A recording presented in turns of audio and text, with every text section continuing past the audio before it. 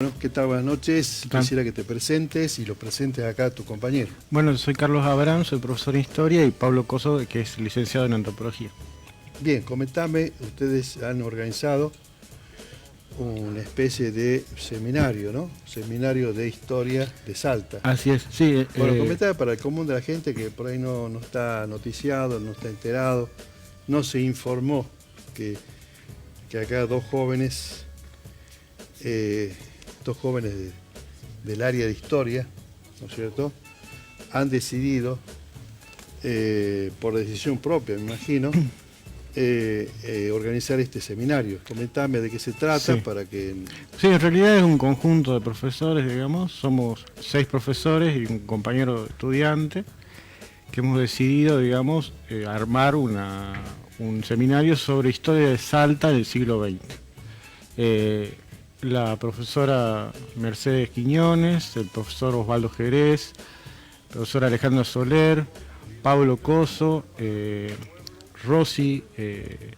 Hugo Rossi de Jujuy, pero que es salteño. Nos hemos juntado y bueno, vamos a hacer un seminario que plantee discutir las perspectivas históricas, los problemas de Salta en el siglo XX. Y en ese sentido, bueno, van a ser clases de tipo taller, es decir, donde va a haber una discusión con los estudiantes, y hemos planteado un programa que abarque todo el siglo XX, que empieza este martes, definitivamente, con la clase de Pablo sobre anarquismo y comunismo. Él va a hablar de anarquismo desde 1900 a 1930. Una segunda unidad que tiene que ver con los 60 y los 70 en Salta, sobre economía y desarrollo capitalista en Salta, y sobre lucha de clase y la estructura económica. Una tercera unidad que tiene que ver con el desarrollo de los 90, cómo se ha reestructurado el capitalismo y la sociedad salteña, los cortes de ruta, la participación de las mujeres en esos cortes de ruta, todo el proceso de privatización. Y una última unidad que tiene que ver con cómo se escribe la historia en Salta, las viejas posiciones, las nuevas posiciones, y discutir esos problemas en el marco de este seminario, que tiene la idea de invitar, digamos, la mayor cantidad de estudiantes posible de historia y antropología, también de todas las carreras, pero también al público en general, para que se acerque a discutir una propuesta que a nosotros nos parece que es muy interesante y que tiene, digamos, la idea de sumar la historia de Salta al conocimiento del conjunto de la población y ponerlo en debate. Entonces, eso es lo principal. Bueno, Pablo va a empezar el martes 23, en el aula 50, a partir de las 18 horas, con una clase de un tema que me parece muy importante, que él es uno de los pocos que trabaja el tema para Salta y que ha pegado un avance importante en el último trabajo, sobre el anarquismo en Salta entre 1900 y 1930. Bien, Pablo Coso, muchas gracias por estar acá. Muchas Bueno, gracias a ustedes. comentame, Pablo, porque acá se habla de anarquismo, muchas veces ni siquiera por ahí tenemos la inquietud de buscar el diccionario qué significa anarquismo, ¿no? Porque cuando alguien se rebela o alguien crea un conflicto, provoca un conflicto, por ahí te recibís el mote de estos deben ser anarquistas, ¿no? O sea, sin saber el significado del concepto, ¿no? El significado del término anarquismo.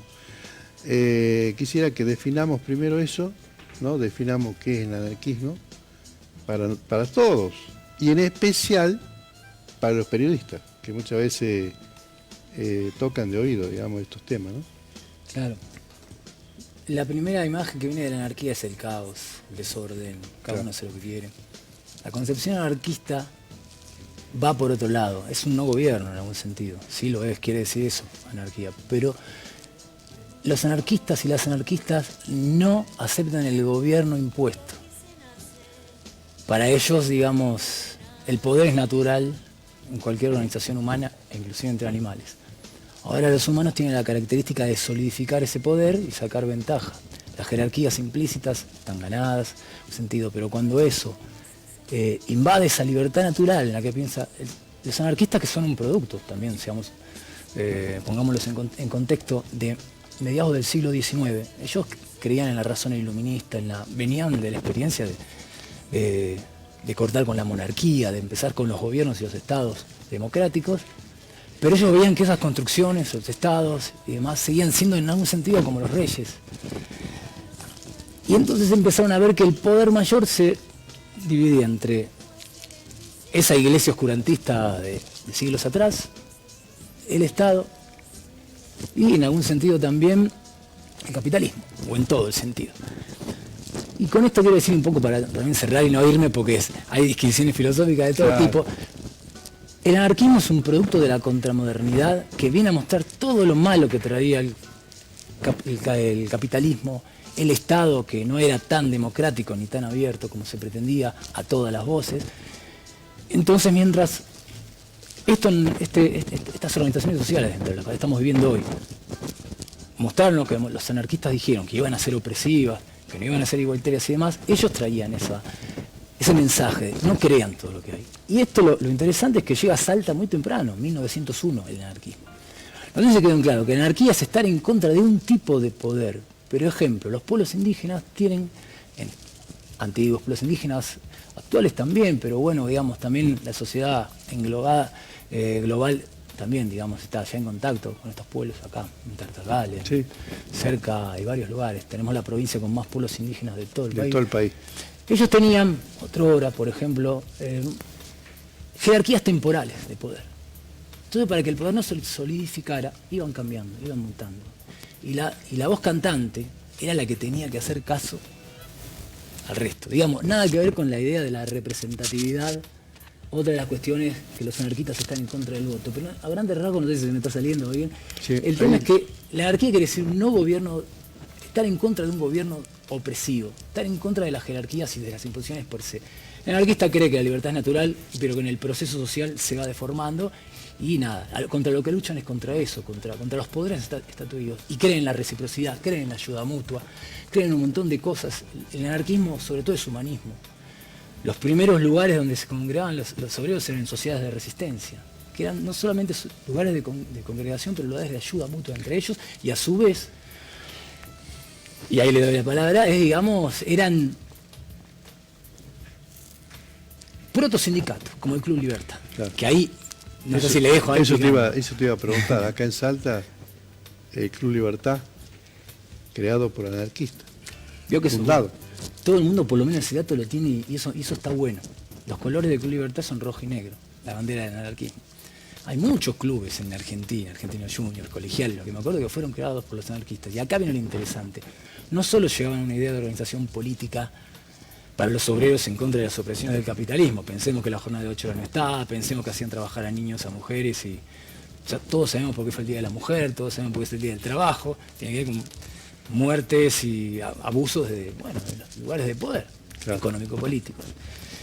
Y bueno, pero ellos a su vez traían cosas que tampoco el Estado en ese momento tenía las posibilidades de hacer. Traían literatura, tenían periódicos, generaban clubes. El Club Libertad es un club que empieza como fútbol, pero estaba... Por detrás era una fachada para los albañiles y los pintores agrupados como un gremio incipiente que en Salta en ese momento no había. Y bueno, el Club Libertad se perdió todo archivo donde se pueda constatar esto. Fueron miles de investigadores, nunca nadie encontró nada. Pero bueno, eso es como... ¿Cuál es la diferencia entre anarquismo y comunismo? Y socialismo, por ejemplo, para que lo podamos distinguir. Claro. En ese tiempo se llevan bien los anarquistas con los socialistas, hasta 1910, digámosle. Ajá. Recuerden que yo estoy estudiando el anarquismo en Salta de 1901 a 1935. ¿Y por qué 1901? Y ahora respondo qué hay con los otros grupos.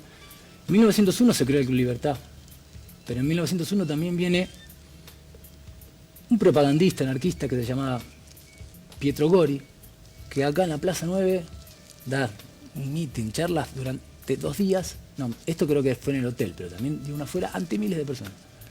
En Salta en esa época, entre socialistas y anarquistas, había miles de personas empezando a pensar si estaba bien en lo que eran las relaciones económicas y de poder de ese lugar. Y el tercer hito, aparte de que vino Pietro Gori y el Club Libertad, es que en el 1901 se crea la primera sociedad de resistencia de panaderos, es decir, uno de los primeros grupos sindicalizados de anarquistas panaderos en Salta.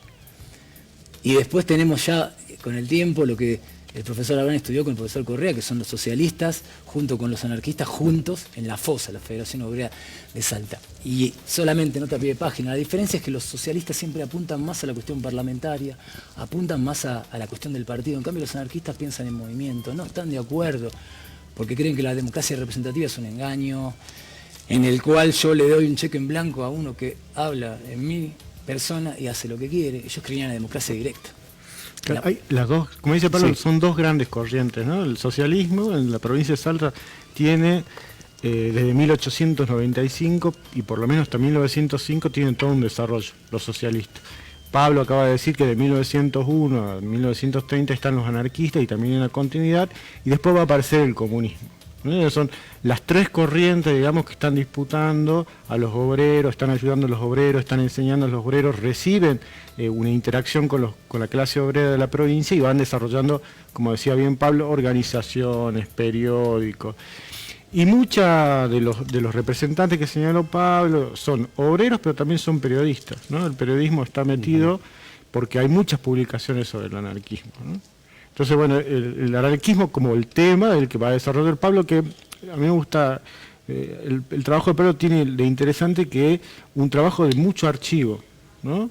Es decir, acá hay un trabajo bastante sesudo de archivo, profundo, y bueno, me parece interesante porque él habló recién al principio, pero después, por ejemplo, hay un análisis que realiza muy interesante Pablo de las huelgas generales que se producen en Buenos Aires, pero tienen su repercusión acá en Salta, muy interesante.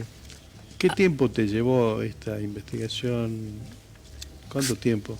Yo creo que más o menos hace poco menos de 10 años, 7, 8 años que estoy, edité un texto, un libro que se llama Anarquismo del NOA, 3, 4 trabajos en proyectos, en congresos de investigación, en Buenos Aires y acá. Y es una cosa en construcción y está bueno que haya presentado acá el profesor Carlos eso, porque fue muy difícil llegar a la reconstrucción. Y un poco quiero retomar la pregunta que me hizo hasta el principio. Los anarquistas quedaron en la historia de la Argentina como los malos, los que ponían bombas, no vamos a decir que no pasaba, los expropiadores, los que robaban plata para financiarse las publicaciones de sus libros y ayudar a la gente pobre, a los obreros, a las viudas, etc. Entonces esa es la figura que quedó siempre pisada en todos los lugares, de la mayoría de las cátedras de historiografía del país. Hay un proyecto, una idea de que los anarquistas los escondamos, pero también otra de las ideas que estuvieron dando vuelta para la creación de este seminario abierto al público y también para los estudiantes es que antes del peronismo se asentaron unas bases, y no porque diga que esté bueno o está mala, digamos, la visión del peronismo, nada que ver, digo que antes del peronismo se asentaron las bases de un montón de luchas y reivindicaciones y formas organizacionales y formas de ayuda mutua, etcétera, que vinieron desde los socialistas, los anarquistas, hasta que el golpe de Uriburu con un general telúrico salteño diezmó todo eso, y hubo persecuciones, y hubo desapariciones y muertes y demás. Pero hay mucho para hablar después de todo lo que costó llegar. Y empezaron a aparecer datitos. A un amigo de Tucumán me dice, mira, encontré esto. Sabíamos que en los diarios primeros de anarquistas de Buenos Aires, como La Antorcha y La Protesta, empezaban a aparecer datitos. Porque los anarquistas fueron construyendo su propia historia. Querían ser conocidos, la gente de Salta quería ser conocida en Buenos Aires, pero a su vez mandaban a archivos que estaban en Europa sus periódicos. Por eso los tenemos, y por eso también otro historiador que es de Buenos Aires, Eduardo Diz, en Ámsterdam encontró diarios como el Colla de 1938 y diarios más antiguos inclusive del 1920 y 21 de Salta, los primeros periódicos anarquistas. El más antiguo, ese es mi teléfono, espero que sepan, 1914, el primer periódico anarquista conocido, El Ariete, y hasta 1935 siguieron saliendo. Es decir, a la par de la prensa oficial, los anarquistas se fueron contando a sí mismos quiénes eran y su proyecto de liberar a, digamos, de las fauces, de las opresiones, como ellos lo entendían, a base de educación, a base de ciencia. Y era un proyecto educativo y político que también, bueno, fue intervenido, y vuelvo a eso, ¿no? Intervenido pensando que el anarquista es malo, esto que el otro, aunque había facciones también violentas, que creían en la acción directa. ¿Por qué todavía tenemos el déficit en el ámbito educativo del desconocimiento de nuestra historia, nuestra propia historia? Bueno, ¿O hay una falencia del mismo sistema hecha a propósito, en forma deliberada, o hay una ingenuidad de parte de de los profesores, en este caso de historia, en particular de historia, de los propios funcionarios, para que no se conozca la historia, Otras la historias. historia no oficial, digamos así, ¿no? Claro. Sí, nosotros trabajamos en esta primera clase de esta idea que está planteando usted. Por ejemplo, los anarquistas lo que aportaron al movimiento obrero hoy en la actualidad es la acción directa, Claro, es el piquete, la huelga. la huelga, Claro. ¿no? El choque contra la fuerza del Estado fue el gran aporte de los anarquistas, que ahora se vuelve a traer, digamos, y que aparece todos los días en la historia como un arma a la clase obrera. En lo que usted está diciendo principalmente tiene que ver con dos, desde nuestro punto de vista, dos cuestiones. Uno, la ignorancia, digamos, de ciertos temas históricos, totalmente ¿De quién? de los profesores y de la academia por investigarlo, ¿no? Y por lo tanto para la población, porque no recibe ningún tipo de información. Pero sobre todo también porque hay una militancia política contra estas posiciones.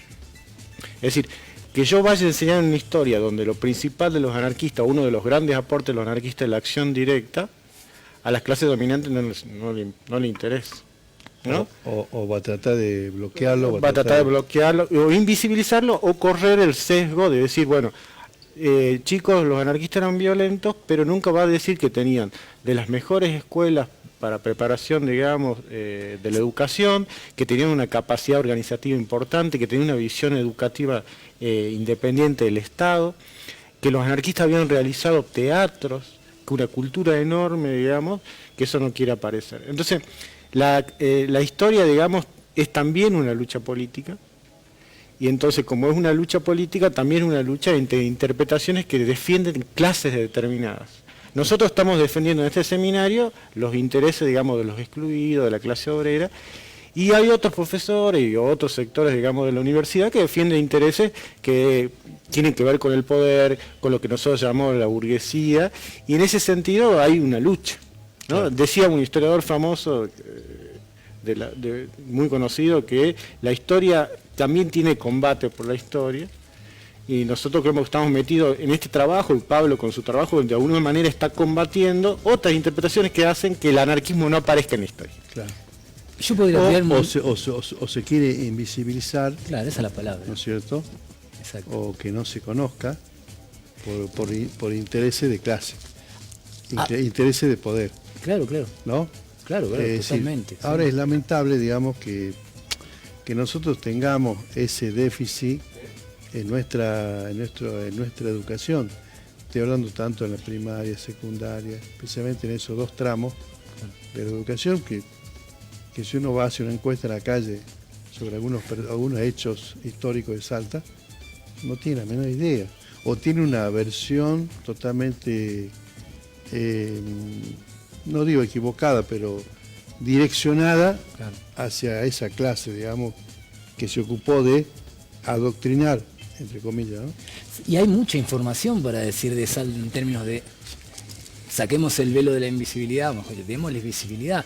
Y cosas que se ven a diario o que escuchamos a diario, el panadero Riera, anarquista de la Federación de Oficios Varios, forista, por las fuentes que encontramos en 1920, ya estaba en el ingenio del Tabacal, levantando polvareda, y a la patronal no le gustaba, lo echan. El panadero Riera después acá organiza como decía, la Federación de Oficios Varios, donde se juntaban todos los obreros y empezaban a discutir, también en 1920, estamos hablando de la década del 20, ¿no? Luego viene Uriburu, lo saca rebencazo, como dice, puede zafar, estuvo 2 años exiliado en Bolivia, vuelve. En Tartagal sabe que también había anarquistas, ahí salió un diario de un señor tal Luis Martínez Fresco, que editó el primer diario de Tartagal, era anarquista y es el mismo que escribe en 1920 en los primeros diarios anarco-bolcheviques de acá de Salta. Y algo también interesante, vieron ahora que encontraron las vías del tranvía, y está el vidrio, y abajo se ve una cuestión patrimonial, y aparecen unos nombres ahí. Ahí aparece Juan Riera, como uno de los ilustres de la bohemia salteña, y Juan Arocena. Juan Arocena era un señor que estaba escribiendo en un diario anarquista, como era La Antorcha, contando los abusos que se generaban en el ingenio del Tabacal. Claro. Y lo tenemos ahí. O sea, están reconociendo 2 anarquistas en el medio del centro de Salta. y otras cosas más que puedo hablar si hay tiempo, ¿no? Escúchame, hacemos una brevísima, 2 segunditos para que vos puedas compartir Dale. este cortadito que nos manda Dulce Encanto, que está acá en la Avenida Isabel Mitre, Ituzaingó y Rioja y Belgrano detrás de la catedral. Muy rico. Así que para que compartamos esta charla de café, digamos, si la podemos llamar así, ¿no? Sí, claro. Ahí tienen el azúcar. Amarguito. El azúcar, una cucharita ahí para que puedan... Bueno, estamos conversando acá con 2 jóvenes historiadores. ¿Podemos llamar lo que ustedes están dentro de la escuela revisionista o no? ¿O cómo la podríamos llamar a la escuela de ustedes? Bueno, yo soy antropólogo, pero Carlos que hable de la historia, o sea, yo antropología histórica. Pero acá, ¿revisionista o no? ¿Qué quiere decir revisionista? Estaría bueno comentarlo para el que lo supiera, supongo. Sí. Bueno, los revisionistas en realidad está más relacionado con un momento histórico del desarrollo del peronismo, ¿no? Sí. Los revisionistas realizaron interesantes libros de historia, pero tenían 2 déficits principales. Primero, el que nombró Pablo, que decían que la clase obrera tiene conciencia de clase o existe como clase obrera solo después del peronismo. Y Pablo acaba de demostrar con 2 o 3 datos con la aparición del peronismo. Claro, que la clase obrera, y hay mucho más, que la clase obrera existe antes del peronismo. Ese es el primero. Y después tiene mucha deficiencia de fuente, porque en la idea de levantar esta tesis, el revisionismo tuvo ese problema. En el seminario hay posiciones diferentes, incluso entre los profesores que logramos juntarnos para hacer. Algunos venimos desde posiciones que están relacionadas con el socialismo científico, que es mi caso, o sea, el marxismo.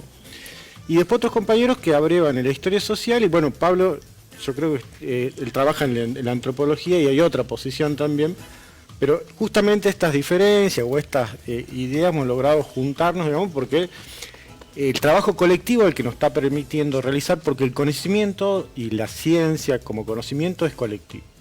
Y ahí vamos a tener estos debates y creo que en el debate va a ser más importante, digamos, avanzar. O sea, puede haber un revisionismo en el mismo momento en que estamos haciendo esto. Y esa es la idea. Digo, el concepto de revisionismo no me refiero únicamente a una corriente. Una corriente, en este caso, como dice Abraham, sí, por ese lado el peronismo, sino la actitud de revisar. Sí. Eso sí, ¿no? Sí, totalmente. Revisar, pero sobre todo lo que decíamos nosotros al principio, no hay nada, excepto lo que nosotros estamos trabajando y algunos trabajos sueltos sobre la historia de Salta del siglo XX. Está todo por hacer. Por eso nosotros invitamos a la gente que tenga archivos, que tenga libros, que pueda venir, que tenga y sobre todo los estudiantes, para que de este seminario, porque el seminario tiene que ver con eso, sembrar, digamos, nuevos temas en este sentido. Y yo agrego a esto lo que ustedes acaban de decir, esta revisión histórica que ustedes están realizando. También yo recién estuve en Bolivia y me decían, por ejemplo, que bueno, acá el norte de Argentina con el sur de Bolivia hay unas conexiones no solamente raciales, culturales, económicas e históricas, ¿no? Pablo tiene en su trabajo, ahora lo desarrolla él, la relación que tienen los anarquistas de Salta con Bolivia. Muchos exiliados que se van a Bolivia. Claro. También hay una autora, Ivana Margarucci, que lo que hizo fue eso, estudió desde Tucumán hasta La Paz cómo había corredores de ideas. Renato Soria, padre de Liber Forti, Renato Forti, es un nombre, digamos, dentro de la historia del anarquismo conocido, viene de Tucumán, se queda en Salta, crea la primera etapa del periódico El Colla, que fue el periódico anarquista más conocido en el 24-25, y se transforma en un perseguido político también por la construcción del peligroso Tomás Soria, que en realidad era un escritor impresionante, con una pluma que en los diarios emocionaba a la gente para querer insuflar la idea anarquista. Termina escribiendo en El Colla ya desde Bolivia, en el 25. Y sí, eso es otra cosa que estamos pensando. Los límites de las provincias tampoco podían acorralar a los anarquistas, que son gente que no cree en las fronteras, que en la hermandad de los pueblos. Y hay trabajos escritos de que hubo contactos entre Salta, Tucumán y Bolivia y Oruro y La Paz. Y bueno, existe. Y si querés te puedo tirar, en la jerga sería así, pero ofrecer un montón de datos de qué pasaba en Salta. Claro. No sé si se puede. Estamos con tiempo limitado. Bueno. Yo creo que esto motiva o es un pretexto para que nos volvamos a encontrar Sí. en otra charla de café. Sí, estamos tratando de hacer, digamos, cada vez que empieza una de las unidades, la próxima unidad va a ser la década de los 60 y 70, promocionar, salir a discutir el tema. Ahora empieza Pablo y otro profe que se llama Osvaldo Jerez, Pablo sobre el anarquismo y Osvaldo Jerez va a discutir el problema del comunismo, la década del 30 y la represión de la policía. Entonces, la idea es esta, difundir, que la gente vaya. Yo vuelvo a decir, el trabajo de Pablo es un avance muy importante en la historia del anarquismo en la provincia. Creo que es un trabajo que va a ser pie, digamos, para las próximas generaciones y me parece que no se lo puede desperdiciar y hay que discutirlo.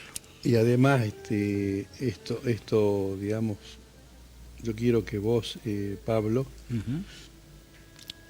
ya diste el puntapié inicial para que la gente como se dice vulgarmente, se enganche con esto. Por supuesto. No le demos toda la información, Claro. porque si no, no va a ir a tu seminario. Así, ¿para qué voy al seminario si me está dando toda la información? Aclarar que es gratuito como toda la universidad pública. Bien. Ofrece su... Pero ahí estamos pasando historia de Salta en Ahí el va. siglo XX, toda la información, para que aquellos que están viendo el programa lo puedan tomar nota.